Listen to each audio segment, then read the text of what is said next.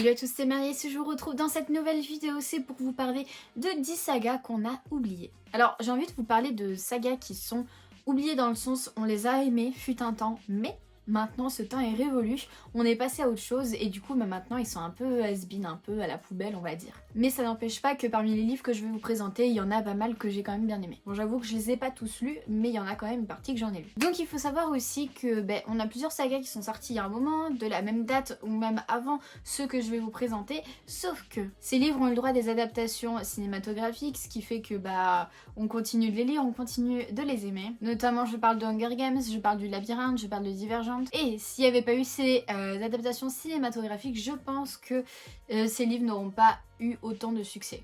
Et on commence tout de suite avec la première saga dont j'ai envie de vous parler, il s'agit de la saga éternelle de Alyson Noël. Alors ceux-là je les ai tous lus quand j'étais au lycée. C'est une saga qui est sortie en 2009 et il y a exactement 6 tomes. J'avais beaucoup aimé à l'époque mais je pense que maintenant si je devais relire la saga, je pense pas que je l'aimerais autant. C'est une saga assez jeunesse et assez vue et revue je pense maintenant. Dans le sens où voilà à l'époque c'était un peu plus nouveau avec notamment les toilettes qui sortaient et du coup tout ce qui en a déboulé. Tout ce qui en a découlé plutôt. Donc du coup voilà c'est jeunesse dans le sens où notre personnage principale, Ever, je crois qu'elle a 16 ans, elle rentre dans un nouveau lycée, elle rencontre un nouveau garçon, elle tombe, on va dire, amoureuse du garçon, le garçon est plutôt mystérieux, du coup elle décide de voir qu'est-ce qu'il cache et tout, et en fait ce garçon est immortel. Et il me semble aussi qu'il y avait un triangle amoureux dans cette saga, et je trouve que c'était assez inspiré de Twilight. Et notre personnage masculin, qui s'appelle Damen, pourrait ressembler à Edward. Et Damen c'est un peu un nom qu'on retrouve partout, Damen, Damon et tout, on en retrouvera même un juste après, vous allez voir. Donc voilà, je pense que c'est une saga assez oubliée puisque plus personne n'en parle et que voilà. Ensuite la prochaine saga dont j'ai envie de vous parler, il s'agit de Anna et le French Kiss de Stephanie Perkins. Alors je sais plus combien il y a de tomes, je crois qu'il y en a 2 ou 3. Donc c'est un livre qui est sorti en 2014 donc assez récent on va dire comparé à tous ceux que je vais vous présenter. Mais plus personne n'en parle, plus personne ne les lit, voilà, ils sont oubliés, on est passé à autre chose. Mais le truc c'est que voilà, on est un peu dans un schéma répétitif qu'on trouve partout. L'histoire donc d'une nouvelle meuf qui arrive dans un nouveau lycée, dans une nouvelle ville. C'est une fille maladroite, c'est une fille qui rencontre un beau gosse du coup au lycée. Et elle tombe bien évidemment amoureuse du beau gosse de service. Et voilà, enfin c'est une histoire assez répétitive, donc peut-être que l'écriture est très bien, peut-être que l'histoire est super, mais le truc c'est que les bases du livre sont les mêmes que partout on va dire. Après voilà, c'est pas mauvais comme histoire, hein. C'est pas mauvais, c'est juste que on sait à quoi on s'attend. Ensuite, troisième saga dont j'ai envie de vous parler, il s'agit des Vampires de Manhattan de Melissa de la Cruz. Donc cette saga comporte 7 tomes et a été publiée donc le premier tome a été publié en 2007. Donc là encore on a le schéma du lycée puisque oui, les vampires vont au lycée, on se demande pourquoi. C'est comme dans Twilight, les vampires ont plus d'une centaine d'années, vont toujours au lycée.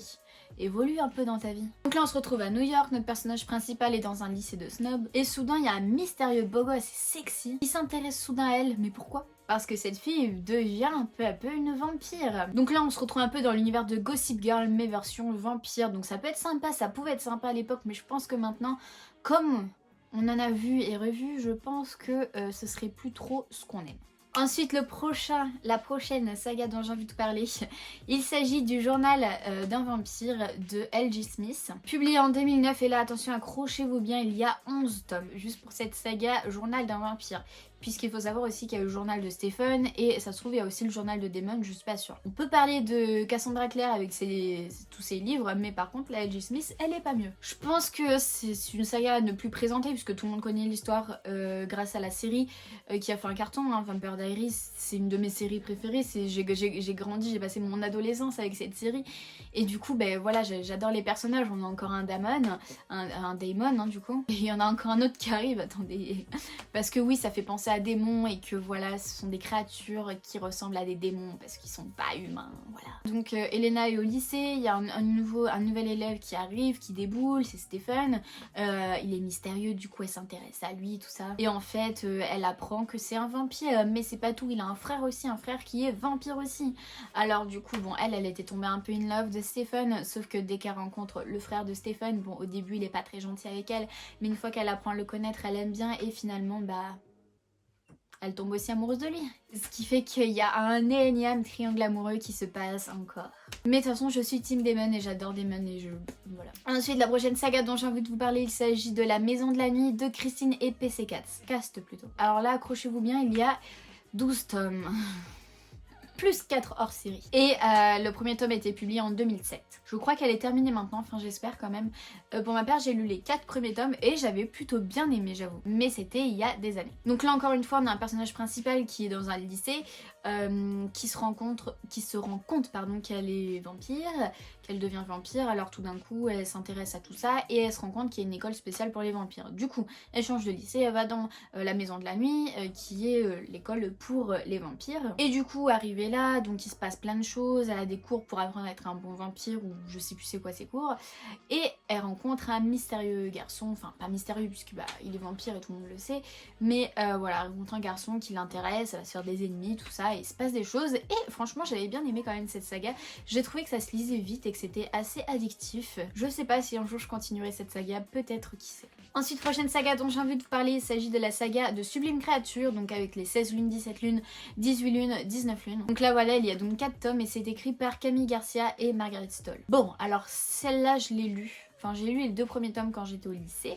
J'avais bien aimé, notamment parce que bah, le personnage principal est un garçon, ça change. Mais je me rappelle que j'avais du mal avec le début à rentrer et tout parce que c'était assez long. On a donc ce garçon qui est au lycée et il y a une nouvelle fille qui arrive au lycée, mystérieuse. Et du coup, bah, il commence à s'intéresser à elle, à essayer de savoir qu'est-ce qu'elle fait et tout, pourquoi elle est si mystérieuse et de percer son secret. Et en fait, cette fille est une sorcière.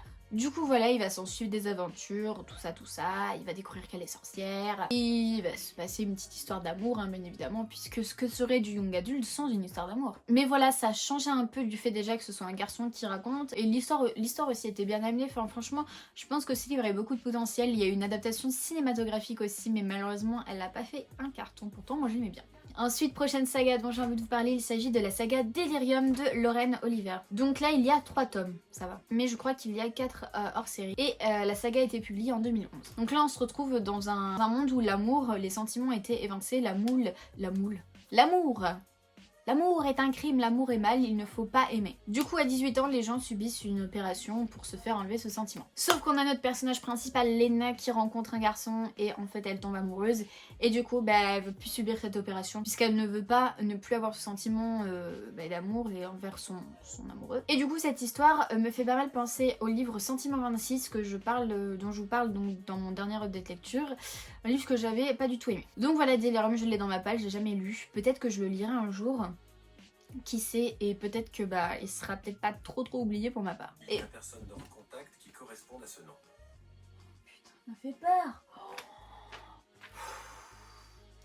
Ensuite, la prochaine saga dont j'ai envie de vous parler, il s'agit de Uglies de Scott Westerfeld. Donc cette saga a été publiée, donc le premier tome en 2005, il y a 4 tomes. Donc là aussi on se retrouve dans un monde dystopique, post-apocalyptique on va dire, où en fait toutes les jeunes filles sont uglies, donc c'est-à-dire qu'elles sont moches, et à 15 ans elles passent une opération pour devenir pretties, c'est-à-dire jolies. Nous du coup on va suivre notre personnage principal Tali, qui justement doit passer cette opération, sauf que elle rencontre une fille, une rebelle, qui lui dit que bah, si elle veut, elle n'est pas obligée de passer du côté des pretties, de faire comme tout le monde, elle n'est pas obligée d'être un mouton. Du coup, bah, on ne sait pas, est-ce qu'elle va rentrer dans le clan des rebelles, des non-moutons, ou est-ce qu'elle va devenir une moutonne et devenir belle? Telle est la question. J'ai pas lu ce livre et j'ai pas trop envie de le lire. Je pense qu'à l'époque, ça devait faire son carton. Je me rappelle quand j'allais faire les cours, je le voyais tout le temps à Intermarché.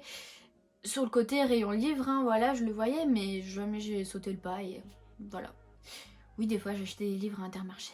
Ensuite, 9ème saga dont j'ai envie de vous parler, il s'agit de Lux l'Obsidienne de Jennifer L. Alman Trout. Je sais jamais comment dire son nom. Donc, cette saga comporte 5 tomes. Et le premier tome a été publié en 2011 et il y a aussi quelques hors-séries. Parce qu'il y a toujours des hors-séries. Là, du coup, on a notre personnage principal, Cathy, qui en fait déménage dans un coin paumé en Virginie ou je sais plus où.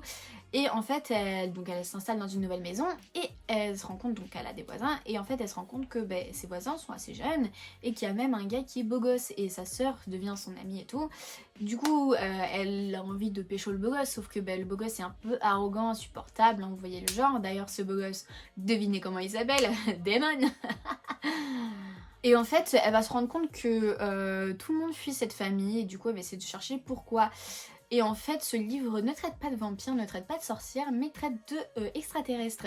Donc ça change un peu quand même. Malheureusement, voilà, je pense que ce livre a fait son effet et est un peu oublié maintenant. J'ai eu envie de le lire fut un temps et maintenant j'ai plus envie de le lire. Et enfin, dernière saga dont j'ai envie de vous parler, la dernière, on revient à nos thèmes préférés, les vampires. Il s'agit de Vampire Academy de Rachel Mead. Donc là, il y a 6 tomes. Le premier tome est sorti en 2007. Il faut savoir aussi qu'il y a eu une adaptation cinématographique de ce film. J'avais bien aimé à l'époque, ça fait des années que je l'ai vu et j'avoue que je me souviens plus trop de l'histoire et j'ai jamais lu les livres.